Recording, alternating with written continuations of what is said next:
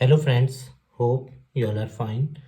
Today we are going to start our chapter number 1 of class 11th microeconomics and the name of chapter is introduction. Basically इस chapter के अंदर हम micro economics के introduction के बारे में पढ़ेंगे कि माइक्रो इकोनॉमिक्स होती क्या है, पीपीसी क्या होता है, अपॉर्चुनिटी कॉस्ट, वो सब चीज़ें हम इस चैप्टर के अंदर देखेंगे। यही चैप्टर आपको फ्यूचर में जब आप ग्रेजुएशन करेंगे वहाँ पे माइक्रो इकोनॉमिक्स एनालिसिस जो सब्जेक्ट आता है उसमें भी दिखाई देगा, बीकॉम में या बीबीए में। So let us understand it carefully. Economy, an economy is a system which provides people the mean to work and earn a living. Economy क्या होती है? अर्थव्यवस्था। अर्थव्यवस्था एक जरिया है जिसके जरिए इंसान मेहनत करके अपनी रोजी रोटी कमाता है, अपनी जीविका कमाता है। For example, I am a teacher, so I am working in a economy and that is Indian economy. Indian economy consist of all source of production in agriculture, industry, transport, communication, banking, etc. एक देश की अर्थव्यवस्था के अंदर economy में ये सारे function आते हैं। खेती भी आती है इंडियन इकोनॉमी में, agriculture is our backbone. Industry भी आती है, ट्रांसपोर्ट भी आता है, communication, banking sector, ETC. On the basis of nature of economics, economic activity. अब देखो, इकोनॉमिक एक्टिविटी समझ लो पहले क्या होता है। इकोनॉमिक एक्टिविटी उसे बोलते हैं जब एक व्यक्ति कोई काम करता है और बदले में उसको पैसा मिलता है, तो वो काम एक इकोनॉमिक एक्टिविटी है। जैसे I am teaching in a school, I am getting salary, that is a economic activity. But your mother is cooking food for you at your home, that is not economic activity because your mother is not charging for it. So economic activity basically considered to be those activity for which a individual charge some amount. Economies can be broadly classified as market economy. ध्यान रखना, market economy उस देश को बोलते हैं जिसके अंदर सारे डिसीजन प्राइवेट सेक्टर लेता है। समझ आया? तो मार्केट इकोनॉमी की डेफिनेशन क्या बनेगी? Refers to the economy in which all the economic decisions are taken by private sector. Central planned economy, इस तरह की अर्थव्यवस्था में सारे निर्णय सरकार लेती है। तो सेंट्रल प्लान्ड इकोनॉमी की डेफिनेशन क्या बनेगी? Refers to the economy in which all the decisions are taken by public sector और गवर्नमेंट। एक मिक्स इकोनॉमी भी होता है जिसमें private sector and public sector मतलब गवर्नमेंट दोनों मिल के निर्णय लेते हैं, उसको मिक्स्ड इकोनॉमी बोलते हैं। Why study economics? अब हमें इकोनॉमिक्स को पढ़ने की ज़रूरत क्या है? देखो, जो भी हमारे आसपास चीज़ें हैं, रिसोर्सिस हैं या जो अर्थव्यवस्था है, उस सब को समझने के लिए हमें इकोनॉमिक्स को पढ़ना पड़ेगा कि कैसे हमें रिसोर्सिस का यूज़ करना है। इकोनॉमिक्स हमें यही तो सिखाती है कि भाई जो भी आसपास संसाधन है उसका यूज़ कैसे किया जाना है, क्योंकि resources are scarce. The main reason for study of economics can be simplified to a single word, scarcity. अगर हम इकोनॉमिक्स को एक शब्द में डिफाइन करें तो इसका मतलब होता है स्कार्सिटी। स्कार्सिटी किसको बोलते हैं? लिमिटेशन। मतलब मान लो कहीं पे फॉर एग्जांपल एक व्यक्ति है, उसने ये कहा कि 10 रोटी चाहिए, पर दूसरे व्यक्ति ने कहा कि भाई 4 रोटी अवेलेबल है। कितने की कमी हो गई? 6 की ना। उसको स्कार्सिटी बोलते हैं। Limitation of supply in relation to demand. Demand 10 की हुई थी, सप्लाई 4 की हुई, तो स्कार्सिटी कितने की हुई? 6 की हुई। ठीक है। Scarcity is universal. ये यूनिवर्सल है, हर जगह दिखाई देगी, क्योंकि जितना एक इंसान को चाहिए उतना अवेलेबल नहीं है। जैसे अगर मान लो फॉर एग्जांपल हम नेचुरल रिसोर्सेज को एक्सप्लॉइट करते हैं, हम ह्यूमन बीइंग, अगर जितनी हमारी ज़रूरतें हैं उस हिसाब से अवेलेबल होते रिसोर्स, तो क्या ये एनवायरमेंटल प्रॉब्लम्स आती? बिल्कुल ना आती। तो स्कार्सिटी यूनिवर्सल है। वही बोलते हैं ना कि जितना एक इंसान सोचता है उतना नहीं मिलता। तो जो उतना नहीं मिलता मतलब स्कार्सिटी। इकोनोमाइजिंग ऑफ रिसोर्सेज का मतलब होता है जो संसाधन स्केयर है, जो कम है, उनका उपयोग कैसे करना है ताकि मैक्सिमम से मैक्सिमम यूटिलाइजेशन हो जाए उनका। Refers to making optimum, optimum मतलब full and effective and efficient use of available resource, जो संसाधन अवेलेबल है उनका पूर्ण रूप से उपयोग करना, that is called economising of resources. Alternate use of resource, alternate use of resource किसे बोलते हैं? मान लो एक संसाधन है, फॉर एग्जाम्पल पेट्रोल है। अब पेट्रोल जनरेटर्स में भी यूज हो रहा है, व्हीकल्स में भी यूज हो रहा है, फैक्ट्रीज में भी यूज हो रहा है, तो इसको बोलते हैं अल्टरनेट यूज। जब एक संसाधन कई जगह यूज हो तो उसको बोलते हैं अल्टरनेट। अब पेट्रोल मान लो स्केयर है, कम है, तो एक तो वो कम है, ऊपर से इतनी ज्यादा जगह यूज होगा तो वो क्या हो जाएगा, और जल्दी खत्म होगा, तो स्कार्सिटी की प्रॉब्लम और ज्यादा बढ़ जाएगी।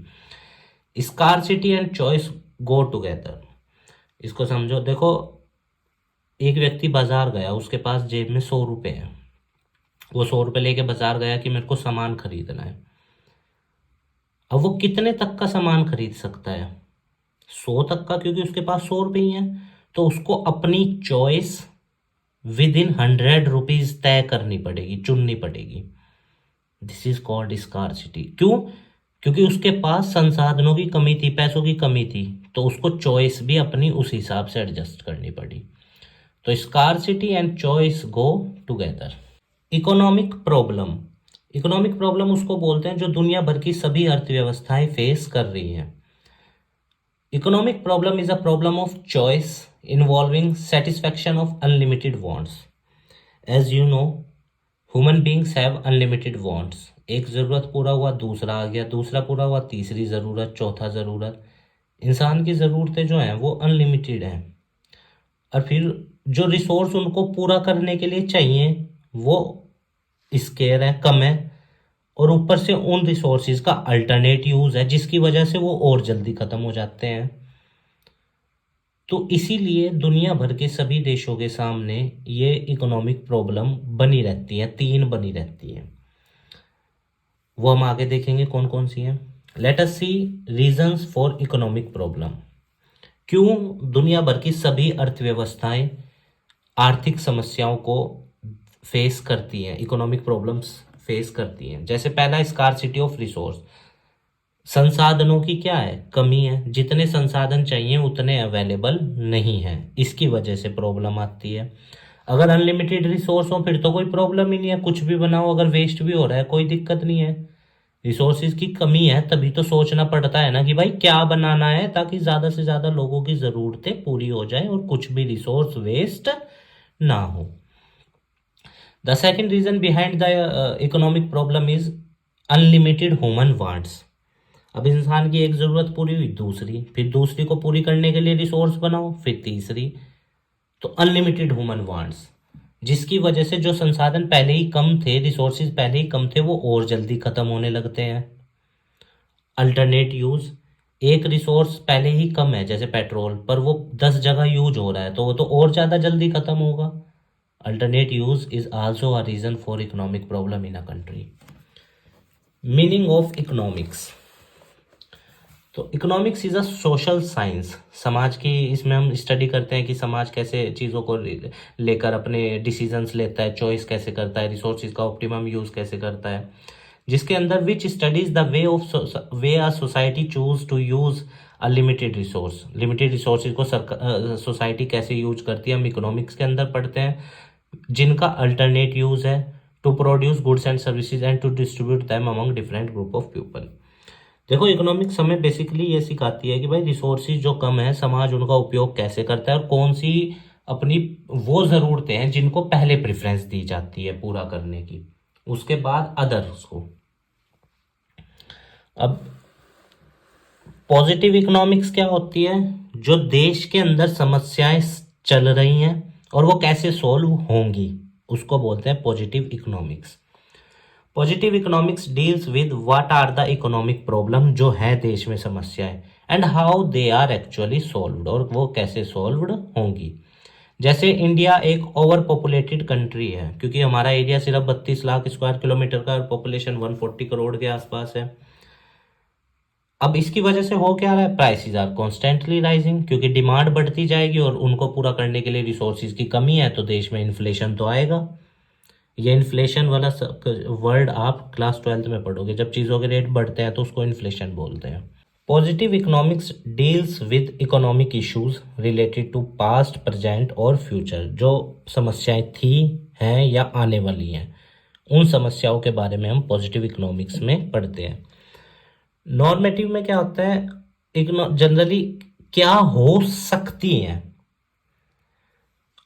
अब आप कहोगे यहाँ फ्यूचर में, अब देखो फ्यूचर वहां पे आएंगी वो समस्याएं, यहाँ हम वो लगा रहे हैं कि हो सकती हैं। And how the economic problem should be solve, और कैसे हम उन समस्याओं को सोल्व करेंगे।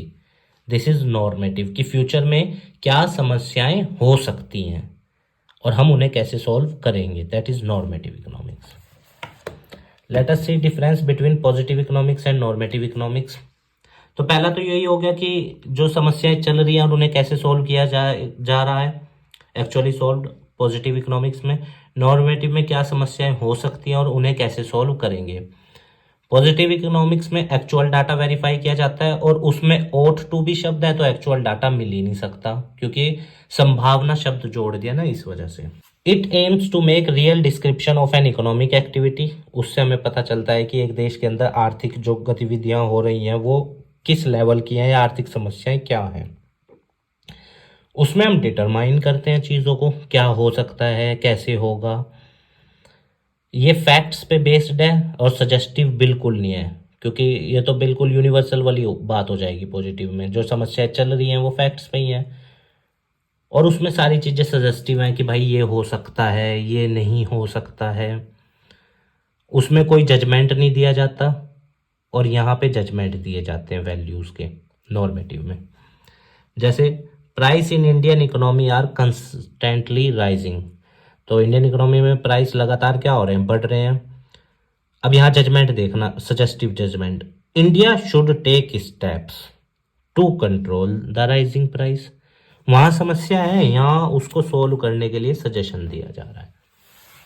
तो this is the difference between positive and normative economics. Micro economics, अब देखो माइक्रो और मैक्रो इकोनॉमिक्स समझने से पहले हम ये पढ़ लें कि माइक्रो और मैक्रो को डिवाइड किसने किया। रैगनर फ्रिच 1933, याद रखना। उन्होंने इकोनॉमिक्स को दो हिस्सों में बांटा, माइक्रोस, मैक्रोस। ग्रीक लैंग्वेज के वर्ड है। माइक्रोस का मतलब माइक्रो इकोनॉमिक्स, मैक्रोस का मतलब मैक्रो इकोनॉमिक्स। सो let us study first micro economics.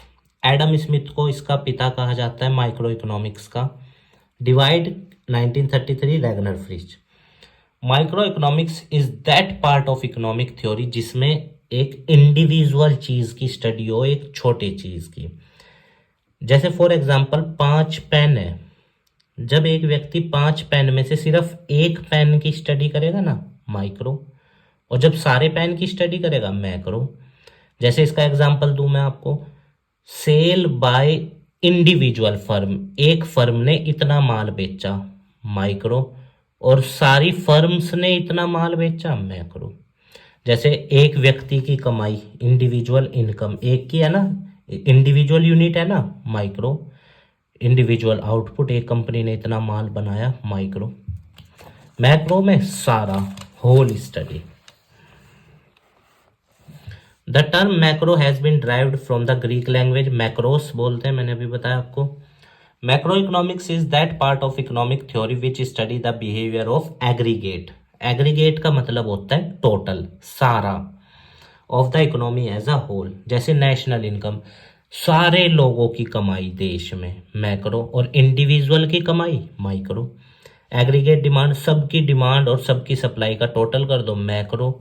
और इंडिविजुअल डिमांड या इंडिविजुअल सप्लाई अगर मैं कहूँगा तो वो माइक्रो हो जाएगा।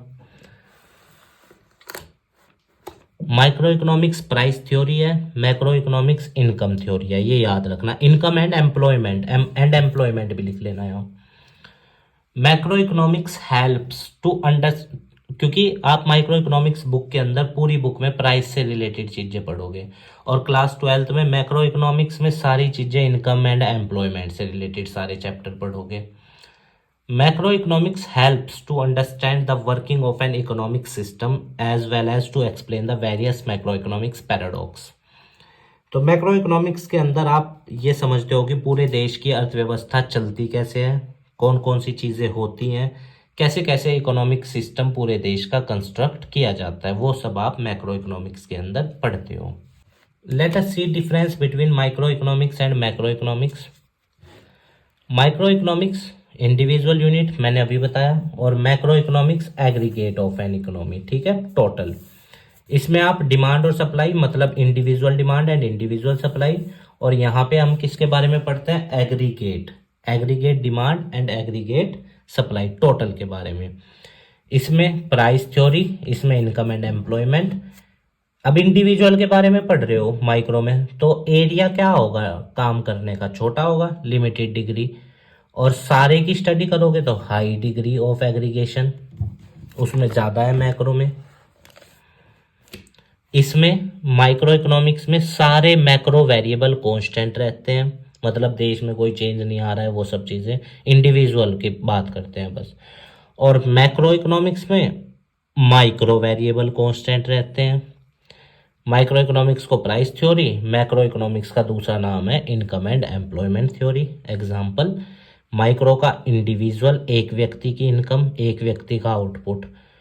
मैक्रो का एग्जाम्पल पूरे देश की इनकम, पूरे देश के लोगों का आउटपुट. ये डिफरेंस आप ध्यान रखना, बहुत इंपॉर्टेंट है माइक्रो और macro economics. Central problem of an economy. Central problem क्या होती है, जो दुनिया भर के सभी देश फेस करते हैं. अब ये होती किस कारण से, अभी हमने पीछे भी पढ़ा कि रिसोर्सेज आर स्केयर, दूसरा अल्टरनेटिव यूज ऑफ रिसोर्सेज, तीसरा अनलिमिटेड ह्यूमन वांट्स. तो सबसे पहली जो सेंट्रल प्रॉब्लम है वो है व्हाट टू प्रोड्यूस. देखो, हमें पता है कि रिसोर्स क्या है, लिमिटेड है, सही बात है, और डिमांड क्या है, अनलिमिटेड है. तो देखना पड़ता है कि क्या बनाएं ताकि ज़्यादा से ज़्यादा लोगों की ज़रूरतें पूरी हो जाएं, और कितनी क्वांटिटी में बनाएं. क्यों देखना पड़ रहा है कि क्या बनाएं और कितना बनाएं, क्योंकि रिसोर्स बनाने के लिए कम है. अगर रिसोर्स अनलिमिटेड होते फिर तो कोई दिक्कत नहीं, कुछ भी बनाओ, पर रिसोर्स कम है, इसकी वजह से देखना पड़ता है क्या बनाएं और कितना बनाएं. तो पहली समस्या वो दुनिया भर के सभी देशों के सामने यही है, what to produce. This problem involves selection of goods and services to be produced and the quantity to be produced for selected commodities.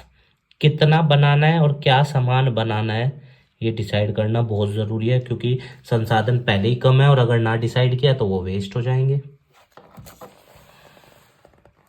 How to produce. अब ये तो चलो डिसाइड हो गया कि क्या बनाना है. अब दूसरा सवाल आता है कैसे बनाना है, क्योंकि देखना पड़ता है ना कि भाई देश की इकोनॉमिक सिचुएशंस क्या है और देश में कौन सी टेक्निक प्रिफेयर कर सकती है. दो तरह की टेक्निक होती है प्रोडक्शन की, लेबर इंटेंसिव और कैपिटल इंटेंसिव. तो लेबर इंटेंसिव टेक्निक वो देश यूज करते हैं जहां पे मजदूर ज़्यादा हैं और देश में टेक्नोलॉजी या पैसा कम है. कैपिटल इंटेंसिव टेक्निक अमीर देश यूज करते हैं जहां पे मशीनें ज़्यादा हैं और पैसा ज़्यादा है, अमेरिका हो गया जैसे. तो हाउ टू प्रोड्यूस की डेफिनेशन क्या बनेगी, refers to selection of techniques and ideas, technique and ideas to be used during the production process. और किस लिए हमने ये किया कि कैसे बनाना है, ताकि रिसोर्स वेस्ट ना हो, क्योंकि रिसोर्स हमारे पास क्या है, कम है. For whom to produce. चलो ये भी डिसाइड हो गया कि बनाना क्या है, कैसे बनाना है. अब किसके लिए बनाना है, क्योंकि रिच की ज़रूरतें अलग है, पुअर की अलग है, मेल की ज़रूरत अलग है, फीमेल की अलग है, बच्चों की अलग है, बूढ़ों की अलग है.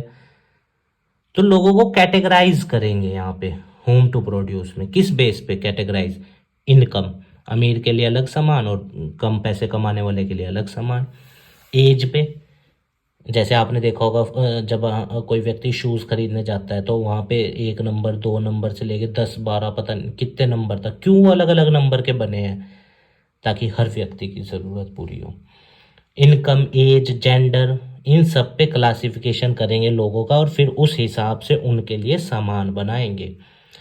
ये तो तय हो गया क्या बनाना है, कैसे बनाना है, पर किसके लिए बनाना है वो भी डिसाइड करना जरूरी है। Opportunity cost. अपॉर्चुनिटी कॉस्ट क्या होता है? Next best alternative for each own.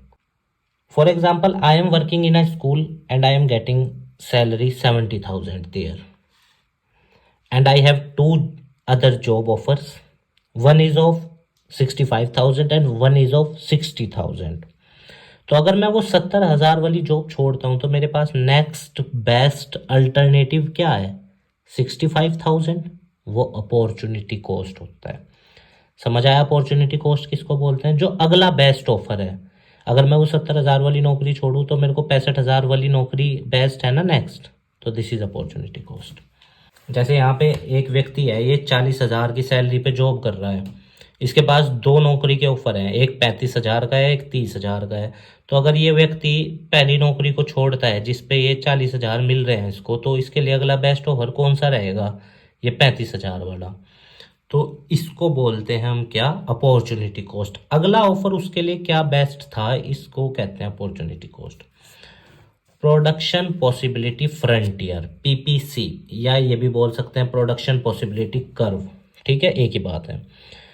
तो प्रोडक्शन पॉसिबिलिटी कर्व यानी PPC is a graphical representation of two goods. दो सामान का ग्राफिकल रिप्रेजेंटेशन है जिसमें one commodity is sacrifice to gain additional unit of another commodity.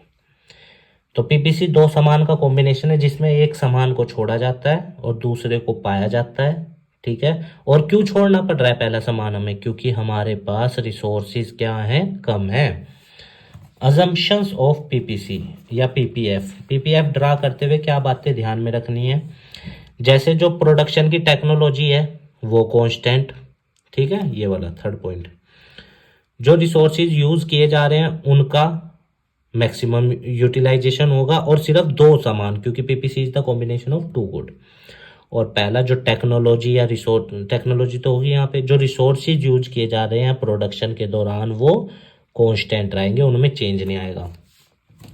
अब ध्यान रखना, अगर इन तीनों में से किसी में एक में भी चेंज आता है तो पीपीसी भी चेंज होगा। जैसे मान लो टेक्नोलॉजी बढ़ गई तो पीपीसी आगे शिफ्ट हो जाएगा राइटवर्ड, और टेक्नोलॉजी घट गई तो पीपीसी लेफ्टवर्ड शिफ्ट होगा। रिसोर्सेज बढ़ गए तो राइटवर्ड शिफ्ट, और घट गए तो लेफ्टवर्ड। ठीक है, अल्टरनेट यूज, रिसोर्स के बढ़ गए तो लेफ्टवर्ड शिफ्ट, और अल्टरनेट यूज कम हो गए तो राइटवर्ड शिफ्ट। अब ये एक पीपीसी है जिसमें गन्स और बटर का हमने दे रखा है। जैसे देखो, जब वो गन्स 21 प्रोड्यूस कर रहा था उस टाइम बटर 0, फिर उसने 1 यूनिट गन की छोड़ी, 1 यूनिट बटर की मिल गई, फिर 2 यूनिट गन की छोड़ी, फिर 1 यूनिट और बटर मिला, फिर 3 यूनिट छोड़ी गन की, फिर 1 यूनिट और, फिर 4 यूनिट छोड़ी, फिर 1 यूनिट और, फिर 5 यूनिट छोड़ी गन की, 1 यूनिट बटर और, फिर 6 छोड़ी, फिर बटर 6। ऐसा पॉइंट आया कि एक पॉइंट पे गन आकर क्या हो गई? 0 हो गई। यहाँ पे दिख रहा है ना, गन का प्रोडक्शन 0 हो गया और बटर का प्रोडक्शन मैक्सिमम है। इसको पीपीसी बोलते हैं कि एक सामान घट रहा है, दूसरा बढ़ रहा है। और क्यों घट रहा है वो? क्योंकि उसको सेक्रीफाइस क्यों करना पड़ा? बिकॉज रिसोर्सेज आर स्केयर, क्योंकि रिसोर्सेज कम है। मार्जिनल अपॉर्चुनिटी कॉस्ट क्या होती है? एमओसी, की number of units of a commodity are sacrifice to gain additional unit of another commodity. तो कितनी यूनिट छोड़ी? 1 छोड़ी। यहाँ पे 2 यूनिट छोड़ी, दिख रहा है ना, 2 छूट गई। फिर 3 छूटी तो 3 लिख दिया, फिर 4 छूटी तो 4 लिखा, और मिली कितनी? फिर 1 मिली, 1 बढ़ी ना। एमओसी क्या होता है? कितनी सामान की यूनिट छोड़ी दूसरे को पाने के लिए। तो यहाँ हमें पता चल रहा है कितनी छोड़ी इसको पाने के लिए। एमआरटी क्या होता है? यहां तो मैंने कहा था ना आर सेक्रीफाइस, यहां आएगा आर टू बी सेक्रीफाइस, कितनी छोड़नी है। तो अब हमें दिख रहा है कि भाई 1 गन की यूनिट छोड़नी है 1 बटर के लिए, फिर दूसरे कॉम्बिनेशन में 2 गन छोड़नी है 1 बटर के लिए, फिर 3 गन का प्रोडक्शन घटाना है 1 बटर के लिए, फिर 4 गन का प्रोडक्शन घटाना है 1 बटर के लिए, इस तरह। तो एमओसी की डेफिनेशन तो है number of unit of a commodity are sacrifice, और एमआरटी की डेफिनेशन क्या है? Are to be sacrifice. MRT का फॉर्मूला है delta sacrifice upon delta gain. तो देखो ये वो पीपीसी है जो हमें बता रहा है कि गन्स जब 21 प्रोड्यूस की जा रही थी उस टाइम बटर का प्रोडक्शन 0 था। फिर गन्स का प्रोडक्शन 1 यूनिट कम किया, 1 बढ़ा। इस तरह भी हमने डाटा देखा, ये वही है। जब बटर 6 बनाए जा रहे थे उस टाइम गन्स क्या हो गई थी, गन्स का प्रोडक्शन 0 हो गया था। This is called PPC in which one commodity is sacrifice to gain additional unit of another commodity. ठीक है। और ये जो ABCDEFG पॉइंट है जो पीपीसी के ऊपर होते हैं ना, जो पॉइंट जैसे ये हैं, ये पॉइंट वो पॉइंट होते हैं जहां पे रिसोर्सेज का फुल यूटिलाइजेशन हो रहा है और कुछ भी वेस्ट नहीं हो रहा है। ठीक है। अभी मैं आपको लास्ट पे बना के भी दिखाऊंगा एक पूरा पीपीसी। तो समझ आया, जो पॉइंट पीपीसी के ऊपर होते हैं वो फुल यूटिलाइजेशन पॉइंट्स होते हैं। एमओसी तो आप समझ ही गए, आर सेक्रीफाइस। ठीक है। और एमआरटी में R2 भी सेक्रीफाइस। एमआरटी का formula delta sacrifice upon delta gain, ये मैंने अभी आपको बताया। कैरेक्टरिस्टिक्स ऑफ पीपीसी की कैरेक्टरिस्टिक क्या है, जैसे डाउनवर्ड स्लोपिंग होता है, ऊपर से नीचे की तरफ आता है। क्यों? क्योंकि one commodity sacrifice to gain additional unit of other commodity. Concave होता है। अब देखो एक चीज ध्यान रखना, PPC can be concave, convex and straight line. अब स्ट्रेट लाइन पीपीसी कब होगा, जब एमआरटी क्या होगा, कांस्टेंट। मतलब 1 यूनिट छोड़ी हमने, पहले यूनिट की, पहले गुड की, दूसरे गुड की 1 यूनिट मिली, फिर 1 छोड़ी, फिर 1, फिर 1, फिर 1। तो जब एमआरटी सेक्रीफाइजेशन कांस्टेंट होगा तो याद रखना पीपीसी स्ट्रेट लाइन बनेगा। और जब सेक्रीफाइजेशन घटेगा कि पहली यूनिट पाने के लिए 6 यूनिट छोड़ी पहले गुड की, दूसरी यूनिट पाने के लिए 5 यूनिट छोड़ी, फिर तीसरी पाने के लिए 4 यूनिट, तो पीपीसी कॉन्वेक्स। जब एमआरटी डिक्रीज होगा तो पीपीसी कॉन्वेक्स बनेगा। और कॉनकेव बनेगा कब, जब पहली पाने के लिए 1 यूनिट छोड़ी, फिर दूसरी यूनिट पाने के लिए 2 छोड़ी, फिर तीसरी यूनिट पाने के लिए 3 छोड़ी, फिर चौथी यूनिट पाने के लिए 4 छोड़ी, तो पीपीसी स्ट्रेट लाइन बनेगा। व्हेन एमआरटी इंक्रीज, इसमें तो याद रखना जब एमआरटी बढ़ेगा पीपीसी कॉनकेव बनेगा। सेक्रीफाइजेशन मतलब जब सेक्रीफाइजेशन बढ़ रहा तो पीपीसी कॉनकेव, जब सेक्रीफाइजेशन घटेगा तो पीपीसी कॉन्वेक्स, और जब सेक्रीफाइजेशन एमआरटी कांस्टेंट है तो पीपीसी क्या बनेगा, स्ट्रेट लाइन। वेरी इंपॉर्टेंट, पूछता है एग्जाम्स में कि पीपीसी स्ट्रेट लाइन कब बनता है, कॉनकेव कब बनता है या कॉन्वेक्स कब बनता है। तो कॉनकेव पूछेगा तो क्या बताओगे, एमआरटी अगर सेक्रीफाइजेशन बढ़ेगा तो पीपीसी कॉनकेव, अगर सेक्रीफाइजेशन घटेगा तो पीपीसी कॉन्वेक्स, और अगर सेक्रीफाइजेशन कांस्टेंट है तो PPC will also be constant. तो समझ आया, कॉनकेव होता है ओरिजिन से, क्यों, because of increasing MRT. 2 good का कॉम्बिनेशन होता है। ठीक है, ये हमें समझ ही आ गया। अटेनेबल और अनअटेनेबल कॉम्बिनेशन,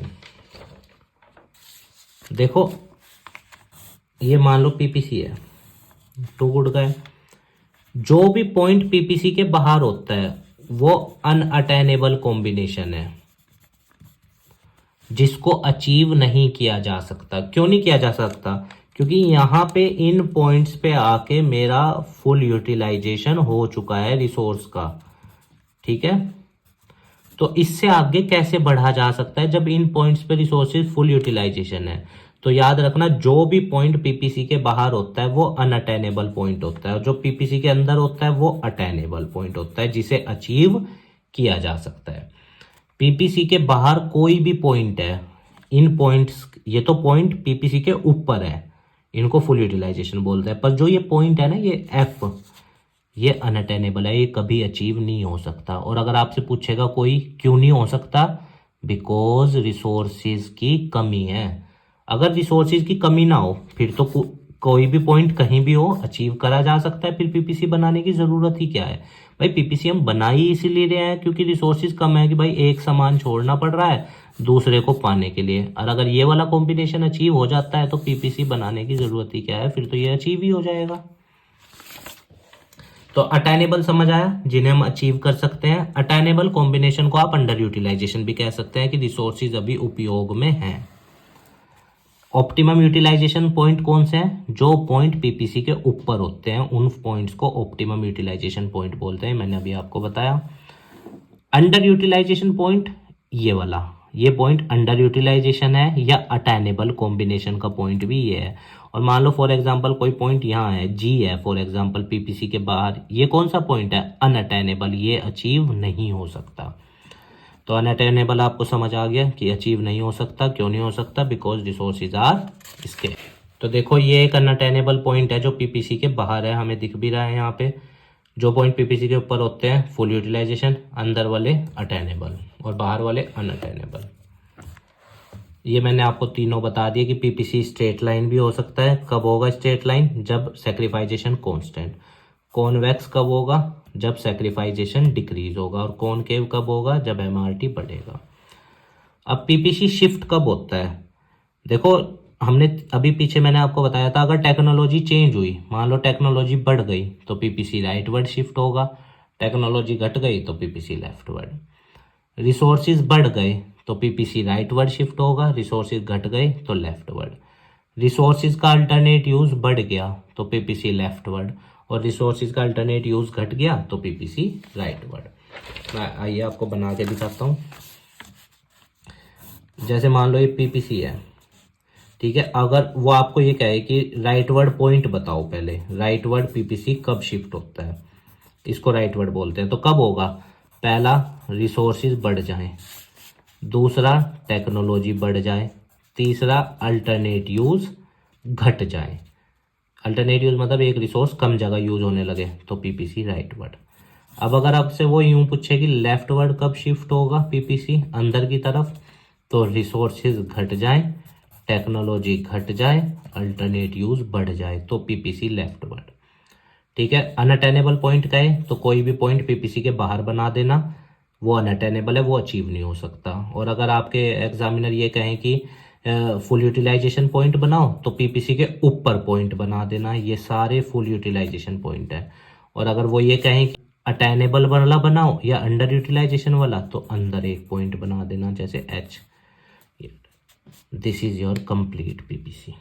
ठीक है। राइटवर्ड शिफ्ट लेफ्टवर्ड समझ आया? ये तीन कारण है राइटवर्ड के, ये तीन कारण है लेफ्टवर्ड के। तो उम्मीद है गाइस आपको ये चैप्टर समझ में आया होगा। हमारे काम को सपोर्ट करने के लिए वीडियो को लाइक कीजिएगा, अपने दोस्तों के साथ शेयर कीजिएगा और हमारे चैनल को भी सब्सक्राइब कर दीजिएगा।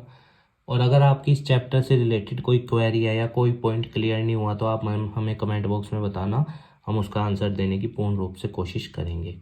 आप स्वस्थ रहिए, खूब लाइफ में आगे बढ़िए, यही हमारी मनोकामना। इस देश के लिए अच्छा कीजिए, इस देश की आर्थिक व्यवस्था को अच्छा बनाएंगे अपना कंट्रीब्यूशन देकर, ये सब हमें करना है। ठीक है स्टूडेंट्स, अब मैं आपको प्रैक्टिस सेट दिखा रहा हूँ एमसीक्यूज का, वो आपको करना है। संदीप गर्ग की बुक है, बहुत अच्छी किताब है। अगर इकोनॉमिक्स सही मायने में समझनी है, चाहे माइक्रो इकोनॉमिक्स 11th की या statistics, Sandeep Garg best book है। या 12th की मैक्रो इकोनॉमिक्स या Indian economic development, as per my knowledge, क्योंकि हम भी इसी में से ही पढ़ाते हैं स्टूडेंट्स को, तो बहुत अच्छी किताब है। तो एमसीक्यूज मैं आपको दिखा रहा हूँ, ठीक है, आप देख लेना और इनको करने की कोशिश करना। और जौन सा एमसीक्यू डाउट में रहे वो आप मुझे बता देना, मैं आपको उसका आंसर समझा दूंगा। ठीक है। तो यहाँ से आप ये एमसीक्यू देख लेना। कोई सा भी एमसीक्यू ना समझ आए, बस आप उसका नंबर मेंशन कर देना कमेंट बॉक्स में कि सर मुझे ये वाला एमसीक्यू समझा दो। ठीक है। ये जिस बच्चे के पास बुक थी उसने टिक लगा दिए, तो आप खुद से आंसर करने की कोशिश करना, फाइंड आउट।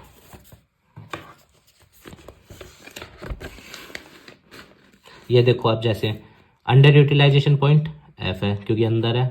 ये कौन सा है? ये आपको पता लग गया है। ये कौन से पॉइंट है? बहुत आसानी से होंगे। लेबर इंटेंसिव टेक्निक कौन सा देश यूज करता है? जहाँ मजदूर ज़्यादा है। तो वेरी इजी क्वेश्चन, आप प्रैक्टिस करोगे तो आपका नॉलेज का लेवल बढ़ेगा। और यही जब आप एंट्रेंस एग्ज़ाम देंगे सीयूईटी का 12th में और बीकॉम के लिए अप्लाई करेंगे या बीबीए के लिए, तो इकोनॉमिक्स पूछता है। तो बड़े ध्यान से देखना, इन एमसीक्यूज को करना। देखो जितना प्रैक्टिस करोगे उतना आपके लिए अच्छा है, नहीं तो क्या है, पीडीएफ मैंने तो दिखाई दिया है इसमें, अगर आप कर लोगे तो बढ़िया चीज़ है, नहीं तो कोई दिक्कत ही नहीं है। जितना प्रैक्टिस करोगे उतना नॉलेज आपका ही बढ़ेगा।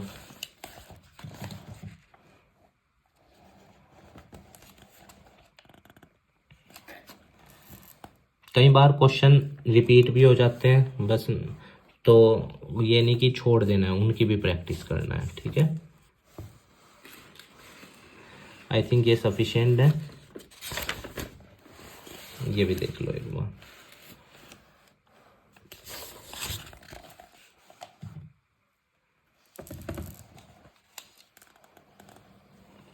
ठीक है स्टूडेंट, तो आप स्वस्थ रहिए, खूब लाइफ में आगे बढ़िए, यही हमारी मनोकामना है, और इन क्वेश्चंस की प्रैक्टिस कर लेना।